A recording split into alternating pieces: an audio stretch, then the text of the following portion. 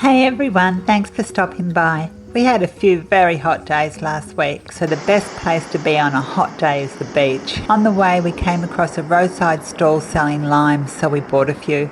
The beach was beautiful. Although a little bit crowded, we drove along the beach, set up our awning and enjoyed a lovely picnic lunch and a swim. On the way home we stopped by the local fish store and bought some fresh fish. Using the fish and the limes, I'd like to share this recipe with you. So to start off, I make the caramel sauce.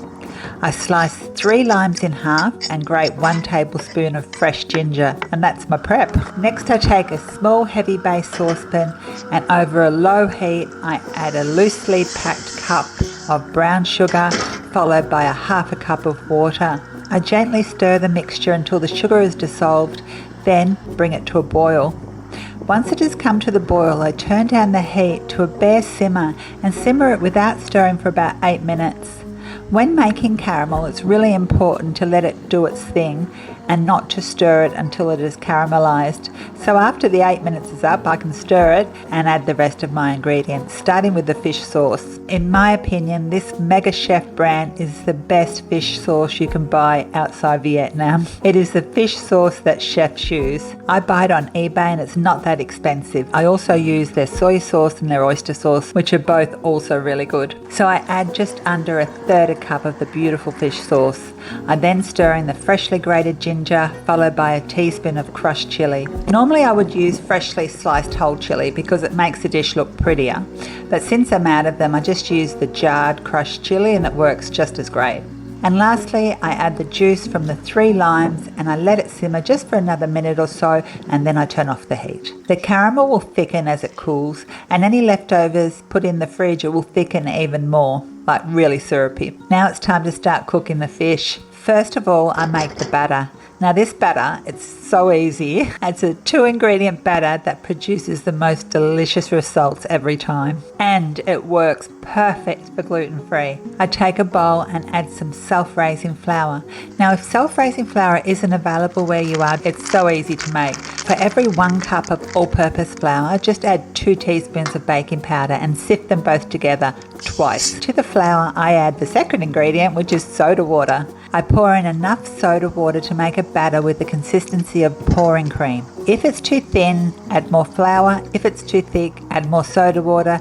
It's really that simple. As a Melbourne native, battered flake was the norm at the fish and chip shops, and this local flake was caught and bled and filleted at sea, so it was so fresh and no mercury smell and really affordable. I lightly dust the fillets in flour, and this dusting of flour helps the batter stick to the fish. For frying, I like to use a wok. It allows me to use less oil and regulate the temperature really well.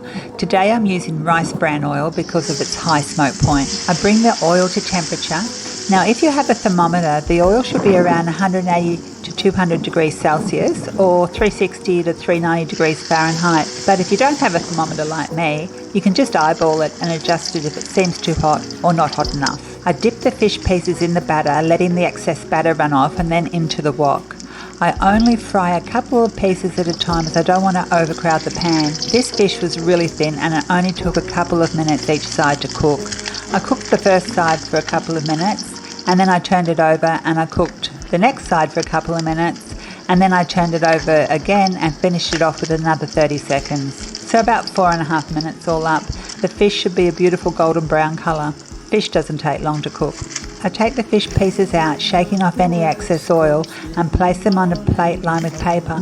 Then I sprinkle just a little salt over them. Then I continue to fry the remaining pieces of fish. And once all the fish is cooked, it's time to plate up. I make a simple shredded salad and place the fish on the plate.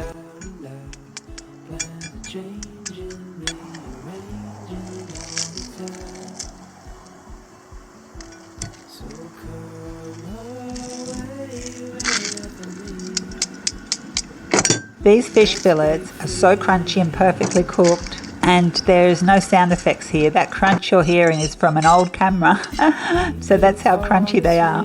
Then I spoon some of the caramel sauce all over the top. The sweet and spicy flavour of the caramel sauce complements the fish perfectly. Mike and I demolished the whole lot. It was really delicious. Thanks so much for watching. Hopefully I see you again soon.